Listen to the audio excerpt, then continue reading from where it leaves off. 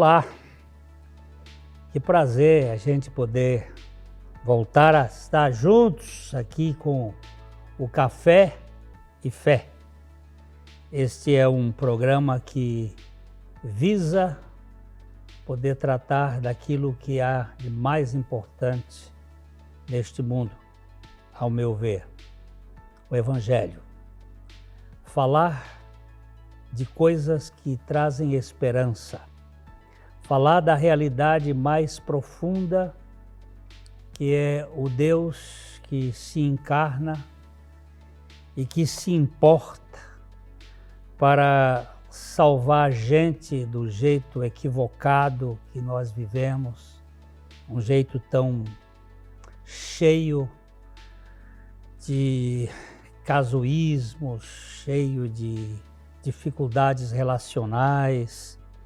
E a presença desse Deus entre os homens e depois levando esses homens a experimentar a grandeza da sua obra é algo que transcende essas riquezas insondáveis do Evangelho para nos libertar.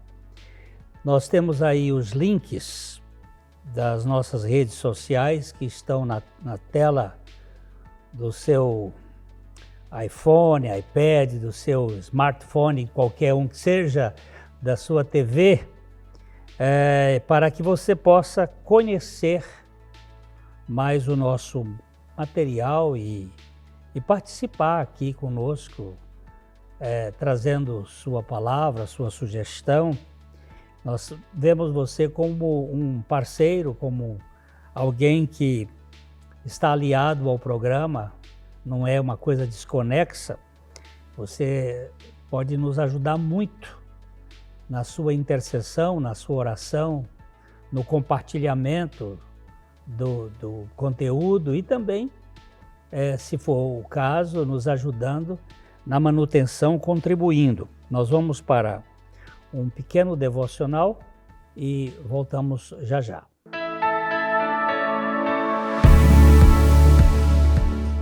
Bom dia a todos.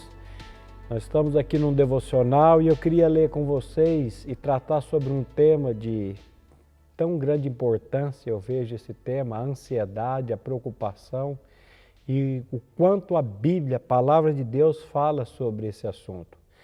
E eu queria ler com vocês nessa manhã um texto de Filipenses, capítulo 4, versículos 6 e 7, onde o apóstolo Paulo nos diz assim: não andeis ansiosos de coisa alguma. Presta atenção.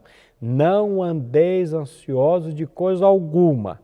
Em tudo, porém, sejam conhecidas diante de Deus as vossas petições, pela oração e pela súplica, com ações de graças. E a paz de Deus, que excede todo o entendimento, guardará o vosso coração e a vossa mente em Cristo Jesus. Eu tenho visto, não só na minha vida, mas na vida de tantas pessoas, que a ansiedade tem feito tanto mal. E quando nós pegamos esse texto aqui, o apóstolo Paulo, escrevendo a sua carta aos Filipenses, ele vai falar sobre esse assunto: não andeis ansiosos de coisa alguma. Eu ouvi uma vez, uns anos atrás, uma definição de ansiedade que eu gostei demais. Ela diz assim: o que é ansiedade? É um sentimento íntimo de apreensão, de mal-estar, de preocupação ou angústia ou medo, acompanhado de um despertar físico intenso. Então a ansiedade é isso, é esse sentimento íntimo. Você presta atenção que ele começa no íntimo, é lá dentro. Então essa ânsia, essa preocupação, esse sentimento íntimo de apreensão, de mal-estar, de angústia, medo, e aí vem o acompanhamento dele, que vai um despertar físico intenso. Porque você vai descobrir hoje que a ansiedade está muito ligada à nossa mente. Hoje um bom médico vai falar sobre as doenças psicossomáticas. O que é uma doença psicossomática? É uma doença que antes dela acontecer no meu corpo, ela começa na minha mente, com minhas ansiedades, com os meus medos, com as minhas preocupações. Então, essa definição de ansiedade para mim aqui eu acho maravilhosa. E algumas pessoas chegam a dizer que a ansiedade é o mal do século XXI, é o mal do nosso tempo. Mas aí a gente precisa olhar essa carta de Paulo aos Filipenses, quando o apóstolo Paulo a escreveu, ele escreveu no ano 53, no ano 58 depois de Cristo, e ele já está tratando sobre esse assunto, ansiedade e preocupação. É uma das cartas que Paulo escreveu na prisão. Aliás, o apóstolo Paulo escreveu 4 cartas na prisão. Nessa carta ele vai tratar sobre os ladrões da alegria. Ele vai falar sobre os 4 ladrões da alegria. A carta de Paulo aos Filipenses é uma carta ela tem um conteúdo muito sólido, um conteúdo muito maravilhoso, porque nessa carta vai aparecer 19 vezes a palavra alegria. O apóstolo Paulo está preso, o apóstolo Paulo sabe que vai morrer por decapitação e ele escreve uma carta que transpira alegria. E tem um estudioso chamado Warren Wiersbe, ele fala dos 4 ladrões da alegria de Filipenses. Ele vai falar que o primeiro ladrão da alegria do capítulo 1 de Filipenses são as circunstâncias das nossas vidas que nós não conseguimos controlar. O capítulo 2 ele vai falar das pessoas que roubam a nossa alegria. O capítulo 3 ele vai falar das coisas. E no capítulo 4 ele vai falar da ansiedade, da preocupação. Então nós precisamos aprender em Deus a não andar ansiosos e preocupados. Que o Senhor dê a vocês e também a mim essa sobriedade de podermos olhar somente para Jesus, o autor e consumador da fé, porque somente nele nós vamos encontrar paz e descanso para as nossas vidas. Tenha um ótimo dia, uma ótima semana, em nome de Jesus.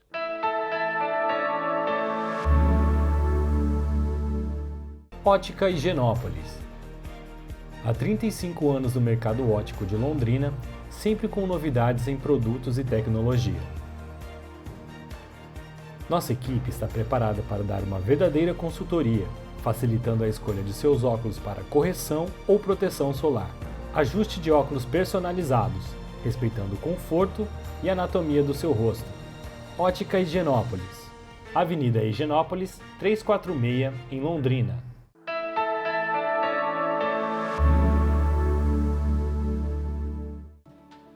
Recentemente eu ouvi uma palavra de um cientista sobre a questão da gratidão.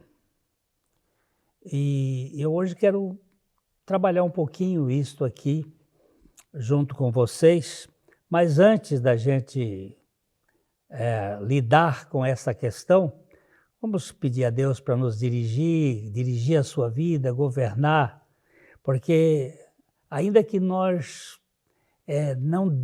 não consigamos entender a grandeza da oração, esta é uma força que move céus e terra. Vamos orar. Querido Pai, eu estou diante do Senhor para suplicar que Tu venhas operar em nós, nas nossas vidas. Nós somos tão presos a conceitos e preconceitos, nós somos limitados e temos dificuldades de descansar.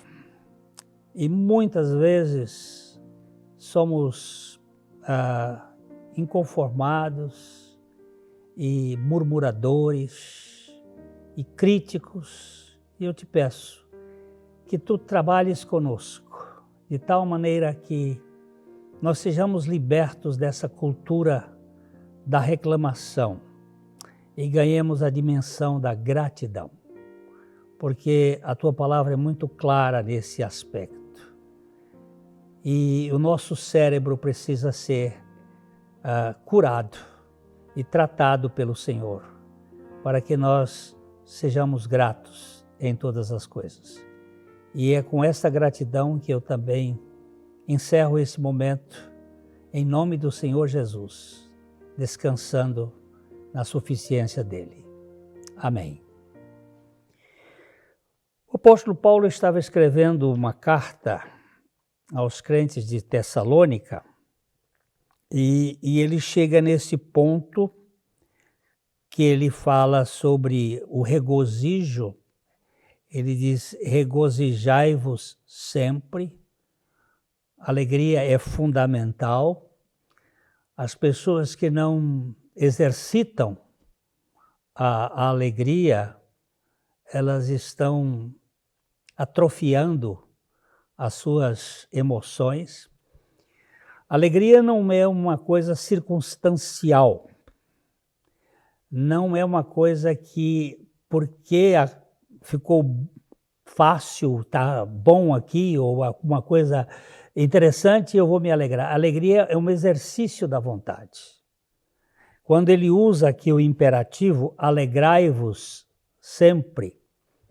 Em outra carta aos Filipenses, ele disse, regozijai-vos sempre no Senhor, alegrai-vos sempre no Senhor. Outra vez digo, alegrai-vos.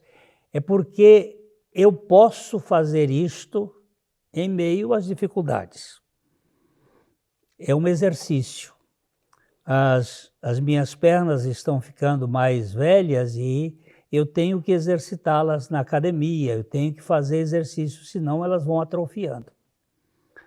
A alegria é um exercício espiritual muito importante. Depois ele fala assim, orai sem cessar. Como assim? Como respirar. A gente respira sem cessar, ao momento da inspiração e da expiração. E nós podemos viver uma vida em oração permanente, falando, conversando com Deus e com as pessoas de modo descontraído. E em seguida ele usa a expressão, em tudo dai graças, porque esta é a vontade de Deus em Cristo Jesus para convosco. Essa expressão aqui foi o que motivou o cientista a fazer exames no cérebro e verificar que quando a pessoa ela está exercendo a gratidão, ela tem um desenvolvimento diferente nas suas sinapses nervosas. A gratidão está sendo considerada o melhor remédio para a saúde. Quando você enfrenta as dificuldades e ao invés de ficar imobilizado pelo problema, você começa a ser grato. E isto é como que tirando as amarras do problema. É o melhor estímulo para o sucesso. Empresários que têm exercido a gratidão, eles veem o seu trabalho na empresa e o seu desenvolvimento empresarial com outra perspectiva. E ele diz que é a melhor motivação para os relacionamentos. Quando você convive num meio grato, onde se exerce a gratidão, não há coisa melhor. Um grupo de estudantes, ele tinha que fazer a lista das coisas que consideravam hoje as 7 maravilhas do mundo. Então eles tinham que desenvolver e fazer lá na escola, e depois de algumas discordâncias, foi feita uma lista com as mais votadas. Então nós temos as pirâmides do Egito, que ocuparam o primeiro lugar, o Taj Mahal, o Grand Canyon, lá nos Estados Unidos, o Canal do Panamá, o Empire State Building, que hoje está superado, mas dentro da realidade histórica, a Basílica de São Pedro e a Muralha do Egito. Perdão, a Muralha da China. A Muralha da China. Enquanto os votos eram colhidos, a professora notou que uma aluna não tinha entregue o seu papel ainda. Ela veio até em sua direção e perguntou se ela estava tendo dificuldade em colocar. É Um pouco, respondeu a menina. Eu não consegui me decidir porque são tantas as maravilhas que eu não consegui. Então a professora disse, leia a sua lista para nós, vamos ver se nós podemos ajudá-la. E a menina hesitou um pouco e depois leu. Acho que as 7 maravilhas do mundo são ver, ouvir, tocar, saborear, rir e amar. Você sabe o que foi que aconteceu? Silêncio profundo na sala. Porque nós não vemos que ver é uma maravilha. A grande bênção de alguém poder enxergar, poder ver esse universo lindo, ver o macrocosmos, as estrelas, ver um céu à noite, assim, num lugar, como é lindo. Ou ver uma plantinha, você não dá muito valor à sua vista, à sua visibilidade, à sua visão. Mas essa é uma maravilha. Eu vi uma história de um moço que estava andando num ônibus lá na Europa, e ele passava assim num local e ele disse, mas que lugar lindo. Era um lago bonito, mas que coisa mais linda. Em todo lugar que ele achava assim, ele dava aquele grito de admiração, que coisa mais linda. E os passageiros, acostumados a ver aquilo tudo, virou para ele e disse assim, rapaz, por que você acha tudo tão lindo assim? Ele disse, rapaz, eu fiz uma cirurgia, eu era cego. Eu fiz uma cirurgia faz 30 dias que eu estou vendo e para mim tudo é lindo demais. É tudo tão maravilhoso. Nós nos acostumamos com as coisas e nós não somos gratos pelo que nós estamos vendo. Nós não somos gratos pela realidade. Então, ouvir, olha que coisa mais preciosa. Eu agora estou usando um aparelho auditivo para melhorar a minha audição, mas como ouvir é bom, você ouvir uma boa música, ouvir porcaria também é ruim, né? Mas ouvir uma boa música, você poder tocar, sentir a coisa, você saborear, olha a diversidade dos sabores, você poder rir, olha que bênção, ser alegre. Gente, eu concordo com essa menina, que as maravilhas da criação, as maravilhas da sensação humana são muito, muito melhores, muito maiores do que as pirâmides do Egito, do que o Taj Mahal, do que o Grand Canyon, no sentido da sua grandeza. Tudo isso é maravilhoso. Mas se nós não tivéssemos os sentidos, nós não teríamos nenhum sentido de ter essas coisas todas. Então, ser grato é algo extraordinário. Eu vou dar uma paradinha aqui e já nós voltamos.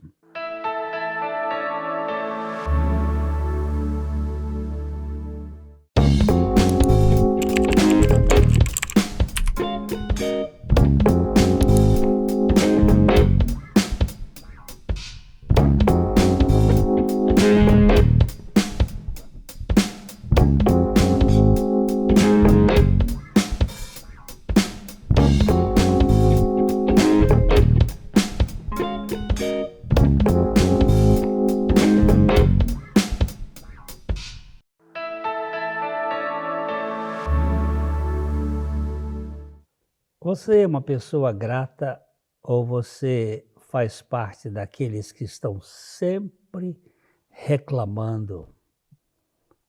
Reclama de tudo neste mundo. Deus criou o universo e viu que era bom. em Gênesis capítulo 1, verso 10, a porção seca que Deus chamou terra e o ajuntamento, e viu Deus que era bom. Deus criou os vegetais e disse que era bom. Deus criou os animais e viu que era bom. Deus criou o homem e a mulher e viu que era muito bom. Mas este homem e essa mulher caíram no pecado e vivem hoje uma história da dominação do pecado, e essa dominação do pecado tornou o ser humano um ser ingrato, um ser que sofre demais quando as coisas não estão do seu jeito. Eu quero ler aqui uma história, eu vou ler mesmo, é uma história que eu achei muito interessante. Quem dobrou o seu paraquedas hoje? O Charles Plumb era piloto de um bombardeiro na Guerra do Vietnã. Depois de muitas missões de combate, seu avião foi derrubado por um míssil. Plumb saltou de paraquedas e foi capturado e passou 6 anos numa prisão norte-vietnamita. Ao retornar aos Estados Unidos, passou a dar palestras relatando sua odisseia e o que aprendera na prisão. Certo dia, num restaurante, foi saudado por um homem. Olá, você é Charles Plumb? Era piloto no Vietnã e foi derrubado, não é mesmo? Sim. Como você sabe? Perguntou Plumb. Era eu que dobrava o seu paraquedas. Parece que funcionou bem, não é verdade? Plumb quase se afogou de surpresa e com muita gratidão respondeu: claro que funcionou. Caso contrário, eu não estaria aqui hoje. Muito obrigado. Ao ficar sozinho naquela noite, Plumb não conseguia dormir, lembrando de quantas vezes havia passado por aquele homem no porta-aviões e nunca lhe disse nem um bom dia. Era um piloto arrogante e aquele sujeito um simples marinheiro dobrador de paraquedas. Pensou também nas horas que o marinheiro passou humildemente no barco, enrolando os fios de seda de vários paraquedas, tendo em suas mãos a vida de alguém que não conhecia. Agora Plumb inicia suas palestras perguntando à sua plateia: quem dobrou o seu paraquedas hoje? Todos temos alguém cujo trabalho é importante para que possamos seguir adiante. Precisamos de muitos paraquedas durante o dia. Paraquedas físicos, emocionais, mentais e espirituais. E nós somos gratos a todas essas pessoas que estão fazendo alguma coisa, dobrando o nosso paraquedas. A pessoa que cozinha, ou no restaurante em que nós vamos lá comer, você já parou para agradecer aquela pessoa? Ou ela é só um detalhe, uma coisa que está lá fazendo a obrigação dela? Eu ouvi a história de um coral em que o maestro era um homem cheio de dores. Ele sofria de dores musculares, de uma mialgia generalizada. Mas ele não aceitava membros do seu coral que não fossem pessoas que tivessem dores, que eles tivessem alguma doença, mas que eles não se lamentassem, que eles não fizessem o dó-dói. Porque nós temos, às vezes, fazemos da doença uma espécie de álibi para chamar a atenção dos outros. Para que as pessoas pudessem participar do seu coral, elas tinham que ter dores, mas elas não podiam comentar das dores nos ensaios, nem tampouco nas apresentações. Eles tinham que falar de outras coisas, não das suas doenças. Eles tinham que ser gratos por ter vozes para cantar e poder participar daquele coral. Dizem que o coral era muito bem afinado e era um prazer ouvi-los. Todos cantavam com alegria, alguns sentindo dores profundas, como aquele maestro, que não havia um dia que ele não sentisse dor. Mas ele tinha uma mente voltada para a glória de Deus, para a edificação dos ouvintes, e sabe o que acontecia?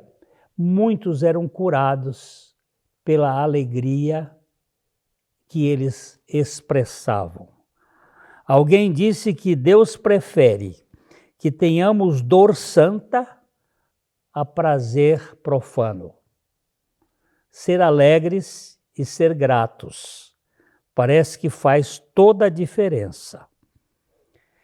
Muitos de nós vivem lamuriando e a coisa piora, não ajuda em nada.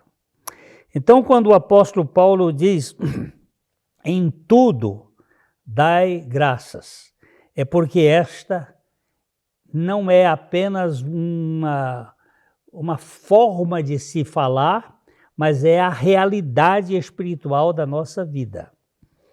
O escritor inglês C.S. Lewis, escritor conhecido como aquele que escreveu as Crônicas de Nárnia, é mais conhecido, ele diz que o verdadeiro problema não está na razão, porque algumas pessoas piedosas, humildes e crentes sofrem, mas o verdadeiro problema está porque algumas não sofrem. E ele acha que o sofrimento é o megafone que Deus usa para nos chamar a atenção para Ele mesmo, para Deus. Quando o sofrimento, quando as dores, quando as dificuldades, quando os problemas nos chamam para Deus, nos alertam para Ele, nos levam para Ele, em vez de ser problemas, são bênçãos. E nós podemos, de certo modo, desenvolver um pensamento diferente. A gratidão está sendo considerado o melhor remédio para a saúde. Nós vamos produzir hormônios que são benéficos. Vamos produzir ocitocina quando nós somos gratos. Onde você está? Eu vou fazer a pergunta, em que coral você está cantando? No coral dos sapos, na beira do brejo, coachando com os problemas? Ou como os passarinhos nos píncaros, nos cumes das árvores do sofrimento, mas com alegria? Que Deus nos dê corações gratos neste mundo quebrado. Isso vai fazer toda a diferença na sua vida e na minha vida. Deus abençoe a sua vida e vamos nos encontrar no próximo programa, se o Senhor assim permitir. Até lá.